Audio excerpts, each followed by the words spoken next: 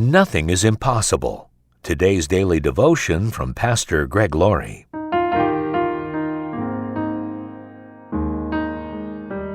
Our scripture reading today is from Exodus chapter 13, verse 14. And in the future, your children will ask you, "What does all this mean?" Then you will tell them, "With the power of his mighty hand, the Lord brought us out of Egypt, the place of our slavery." Have you ever been in a situation where the only way out was God? In other words, if God didn't come through for you, you were dead in the water? Maybe it was a report from a doctor who said, "I'm sorry, there's nothing more we can do for you." Maybe it was a financial catastrophe that had you on the brink of collapse. Maybe it was the death of a loved one when you thought, "I cannot survive this." That's the type of situation the Israelites faced in Exodus 13. God had delivered them from Egypt and was leading them to the Promised Land. The problem was they were being chased by the powerful Egyptian army, and their escape route was blocked by the Red Sea.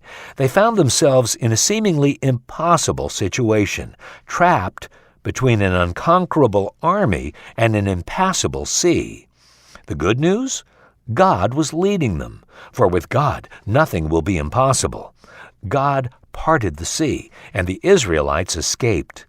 Have you ever looked up the phrase, "but God," in the Bible? We see it in Noah's story. The Lord told Noah to build an ark. Noah boarded it with his family, and they bobbed around in the water for 40 days and 40 nights. By the 38th day, Noah must have been thinking, "This is impossible. I'm so tired of hanging out with a bunch of stinking animals. Will we ever find dry land?" And then Genesis 8:1 says, "But God remembered Noah and all the wild animals and livestock with him in the boat. He sent a wind to blow across the earth, and the floodwaters began to recede." But God. We see it in the story of Joseph. Joseph was sold into slavery by his brothers. He was falsely accused of a terrible crime by Potiphar's wife and sent to prison. Talk about an impossible situation. But in prison, Joseph used his gift from God for interpreting dreams to help Pharaoh's cupbearer. The cupbearer was released and went back to work for Pharaoh. When Pharaoh had a dream he couldn't understand, the cupbearer recommended Joseph. Joseph interpreted Pharaoh's dream and became the second most powerful man in Egypt.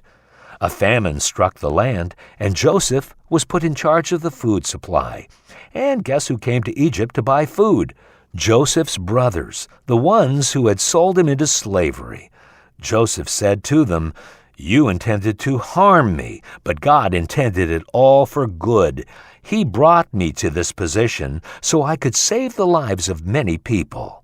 But God. Not even death has the final word. Death seems so permanent, so hopeless.